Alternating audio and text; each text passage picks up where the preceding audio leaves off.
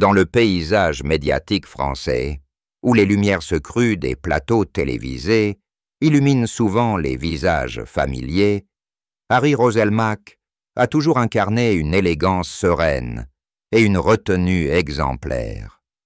Né le 20 mars 1973 à Croix, dans le nord de la France, cet homme de 52 ans, aux traits fins et au sourire mesuré, a su tracer un parcours qui allie rigueur journalistique et charisme naturel.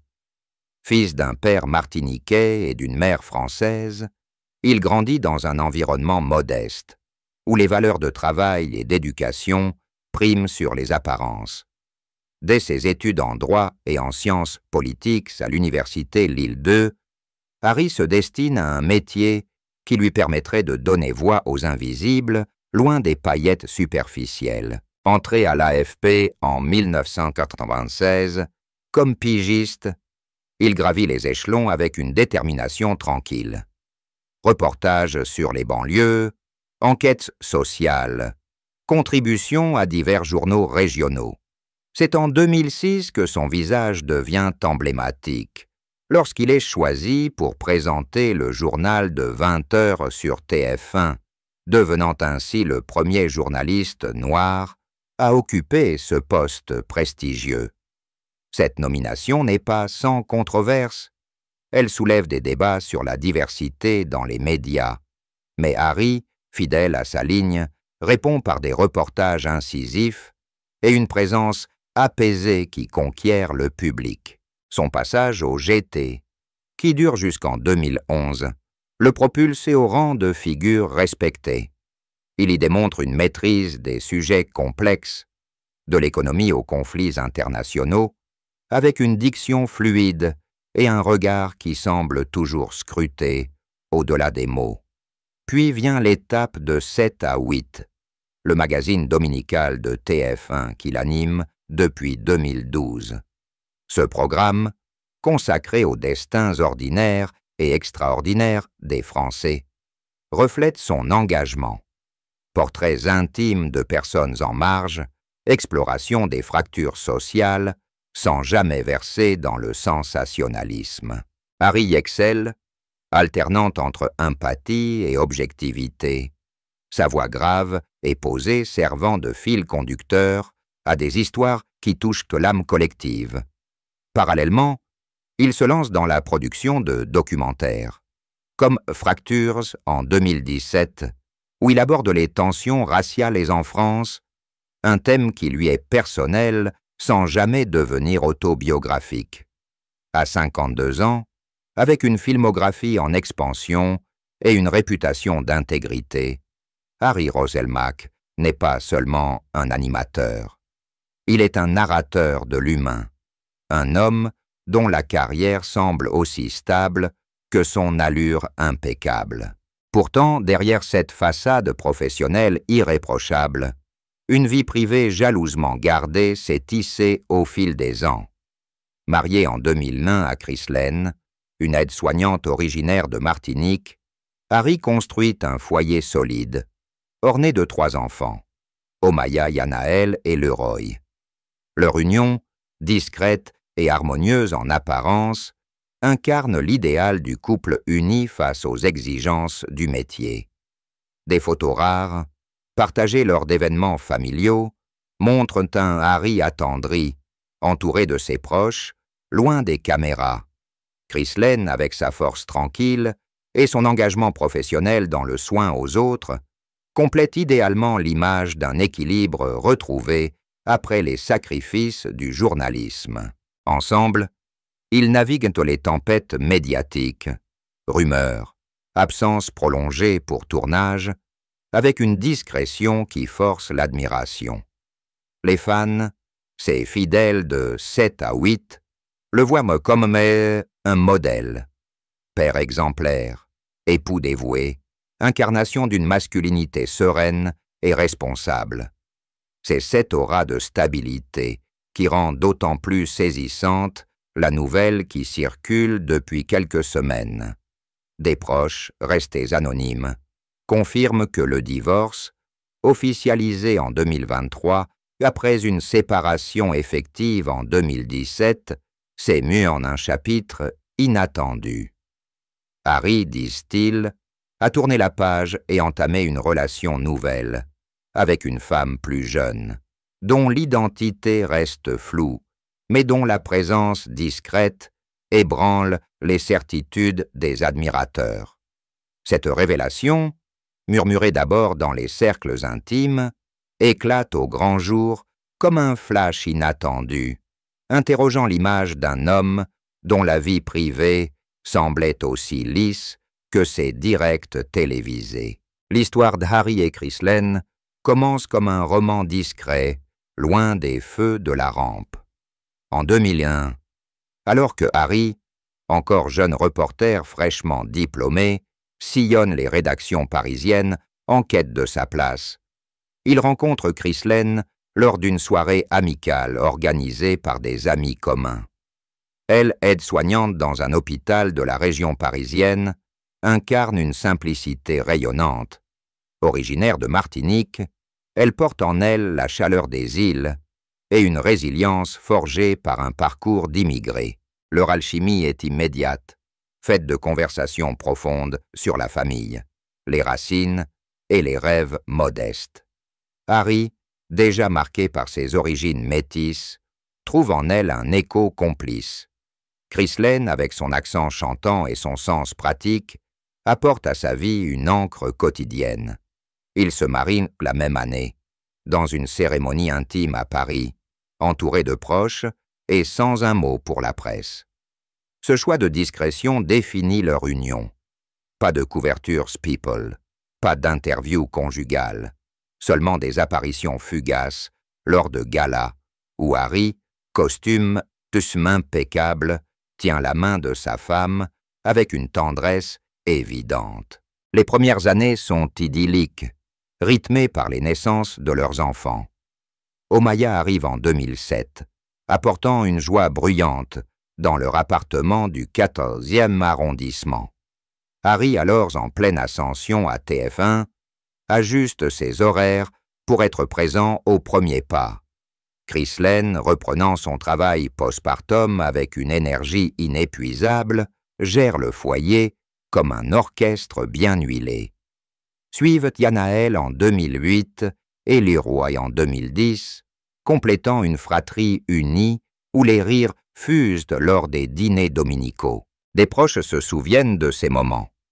Des pique-niques improvisés au bois de Vincennes, où Harry lit des histoires aux enfants sous un soleil timide, ou des Noëls antillais reconstitués avec des plats épicés qui embaument l'air. Chryslaine, dans une rare confidence lors d'une interview professionnelle, décrit Harry comme un père généreux et optimiste, un homme dont le seul défaut est une tête dure et occasionnelle, mais qui excelle dans les câlins et les jeux de société tardifs. Leur complicité se manifeste dans les détails. Elle l'accompagne parfois sur les plateaux, invisible mais soutenant. Il, de son côté, intègre des thèmes familiaux dans ses reportages, comme ceux sur l'éducation. Eux, imprégnés d'une sensibilité paternelle. Pourtant, sous cette harmonie, les fissures naissent subtilement. L'ascension fulgurante de Harry au GT en 2006 impose des nuits blanches et des voyages imprévus. Chryslaine, jonglante entre garde d'hôpital et biberon, ressent les absences comme des silences pesants. Des amis notent alors une fatigue dans ses yeux, une façon de serrer les lèvres quand on évoque le métier de son mari. Harry, conscient des sacrifices, tente de compenser. Week-end en Martinique pour raviver les racines, thérapie de couple discrète pour aérer les tensions. Mais le rythme médiatique est impitoyable. En 2011, quand il quitte le 20h pour 7 à 8, le couple respire un peu. Le magazine, plus humain et moins chronophage, permet des dîners en famille réguliers.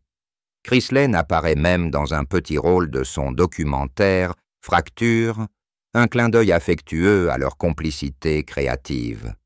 À l'extérieur, leur image reste celle du couple modèle.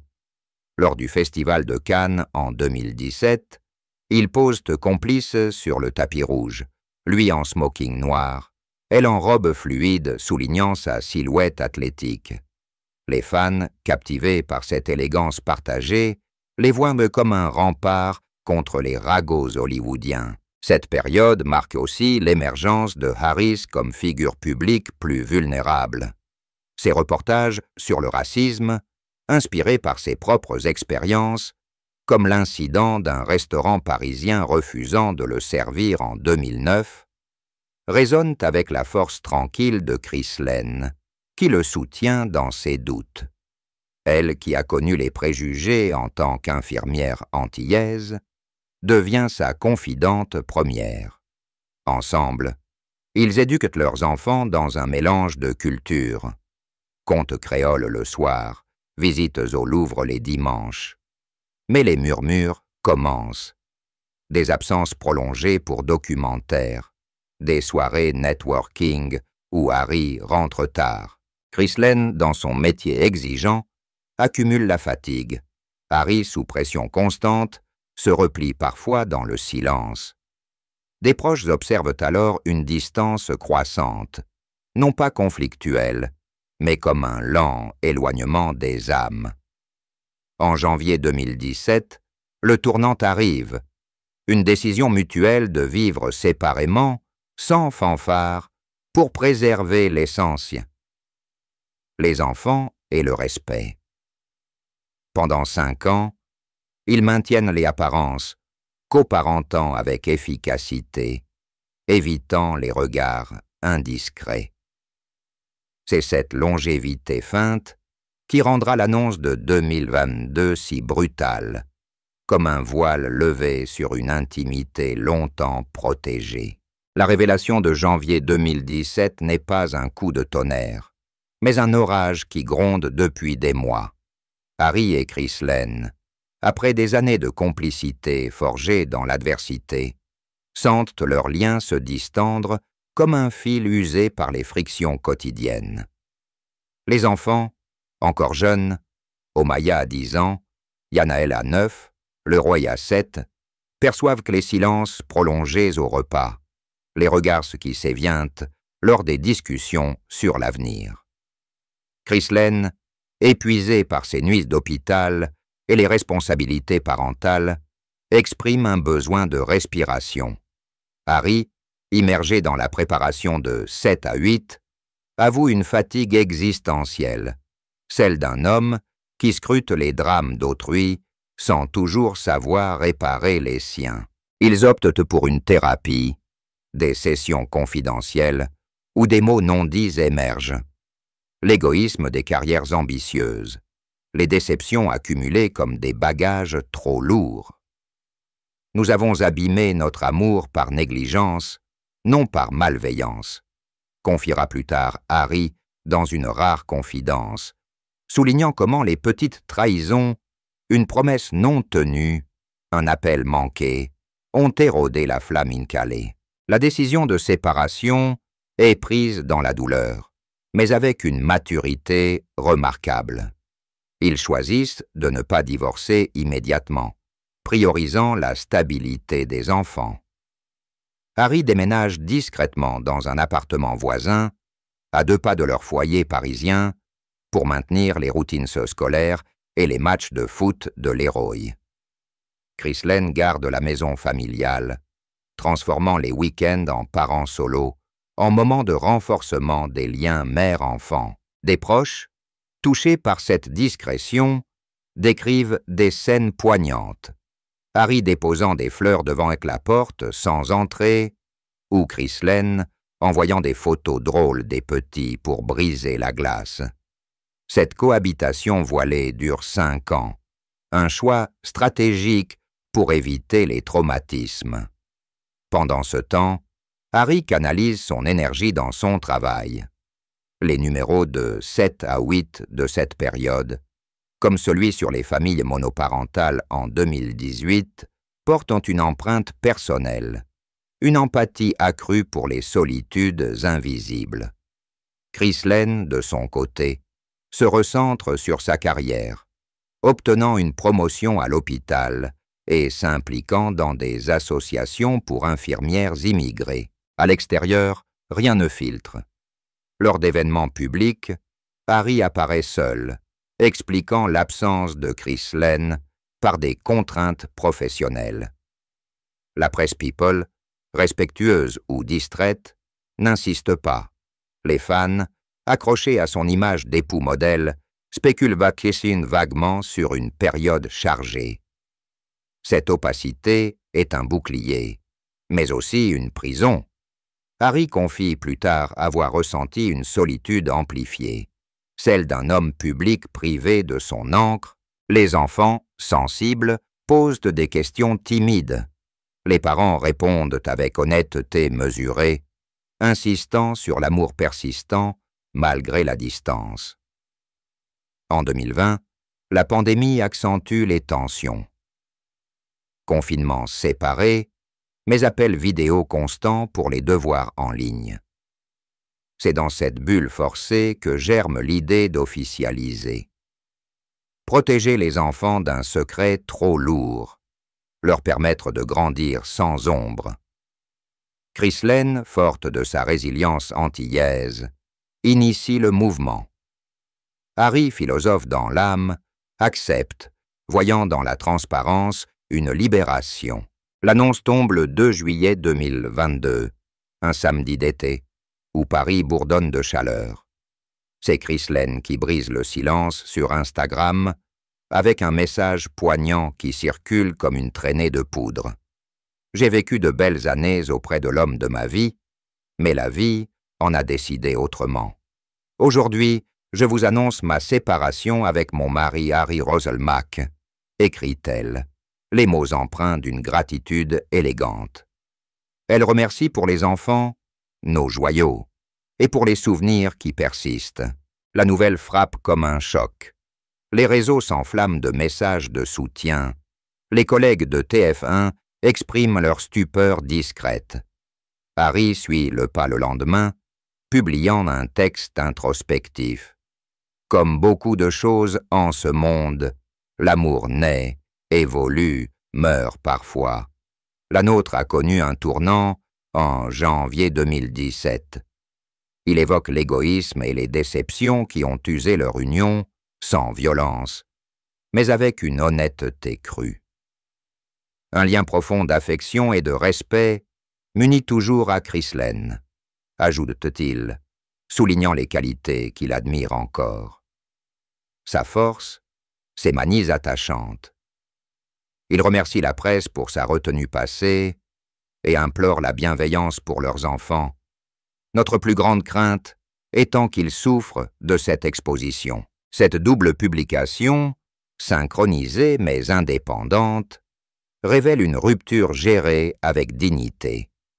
Les réactions affluent. Fans émus postent des captures d'écran, soulignant l'humanité de Harry. Des psychologues médiatiques analysent ce modèle de divorce civilisé. Pourtant, sous la surface, la douleur couve.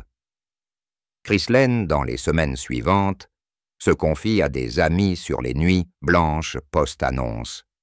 Le poids de la vulnérabilité publique. Harry, reprenant l'antenne de 7 à 8, avec un numéro sur les recompositions familiales, infuse une authenticité nouvelle dans ses interviews.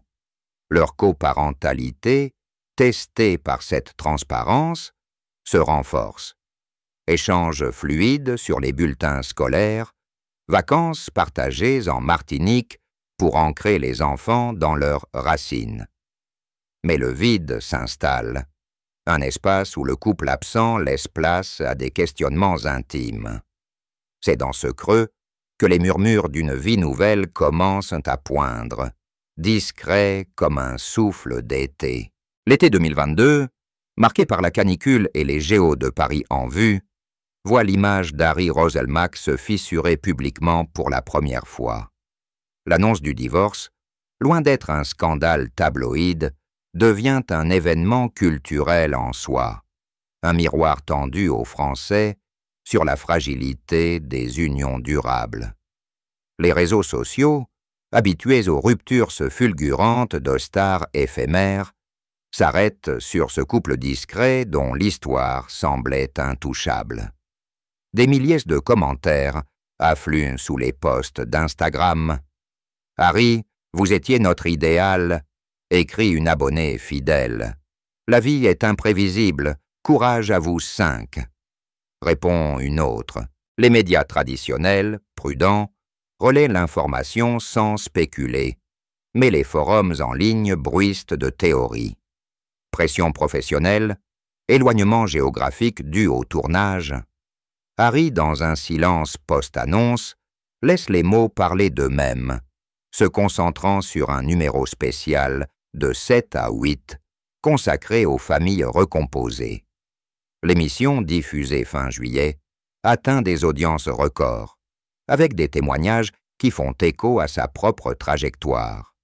Une mère célibataire évoquant la douleur silencieuse d'une rupture prolongée, un père expliquant comment transformer l'échec en croissance. Cette visibilité accrue amplifie le choc chez les fans, particulièrement les femmes qui voyaient en Harry un archétype de l'homme accompli, beau, intelligent, engagé. Des groupes Facebook dédiés à 7 à 8 se mutent en espace de deuil collectif, où l'on partage des captures d'anciennes apparitions du couple au bras l'un de l'autre. Chris Lane, plus effacé médiatiquement, reçoit un flot de messages solidaires de la part d'infirmières et de mères isolées qui saluent sa franchise.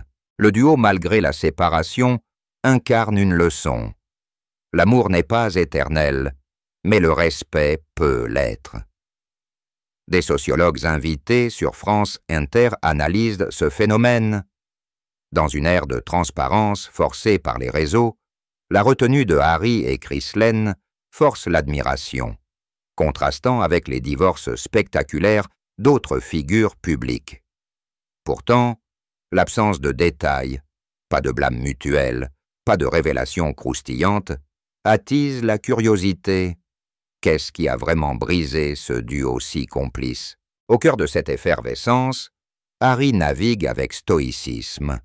Invité sporadiquement dans des talk-shows, il esquive les questions personnelles, redirigeant vers son travail. Le divorce est une épreuve privée, mais il m'a appris l'humilité face aux récits humains que je raconte.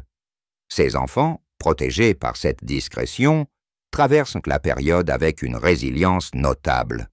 Des photos anonymes filtrent de vacances en famille élargie, où Omaya, ado en herbe, pose avec ses parents séparés mais souriants. Chris Lane, reprenant ses shifts hospitaliers avec une détermination renouvelée, trouve du réconfort dans son cercle. Sœur martiniquaise, qui l'entoure de conseils ancestraux. Amis qui organisent des soirées sans hommes pour rire des stéréotypes. Ensemble, ils codifient une nouvelle normalité. Alternance stricte des gardes, fête commune pour les anniversaires. Cette architecture fragile, bâtie sur la confiance résiduelle, impressionne les observateurs. Un ex-collègue de Harry note que leur amitié post-maritale est plus solide que bien des couples actuels. Mais sous les louanges, une onde de surprise collective persiste. Les fans, habitués à voir Harry comme un roc, questionnent leur propre idéalisation. Était-ce une façade ou une preuve que même les plus solides ploient? Des podcasts culturels dissèquent l'affaire, reliant le divorce à des tendances sociétales. Hausse des séparations après 20 ans de mariage en France, impact des carrières nomades sur les foyers. Harry, conscient de cet écho, intègre subtilement ces thèmes dans ses productions. Un docu-fiction en préparation sur les vies en pause, inspiré par ses 5 ans de secret.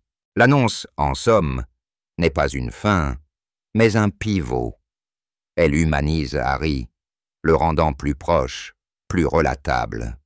Pourtant, alors que l'automne approche, des rumeurs timides émergent. Des sightings d'Harry avec une silhouette féminine inconnue lors d'un vernissage parisien. Les proches, gardiens de son intimité, se taisent encore, mais le vent tourne. La page du divorce se ferme, laissant entrevoir un chapitre imprévu. La période post-annonce s'étire comme un automne interminable, où Harry Roselmack, libéré du secret mais alourdi par sa charge publique, entreprend une introspection profonde qui redéfinit les contours de son existence. Les mois suivants, juillet 2022, sont marqués par une routine hybride.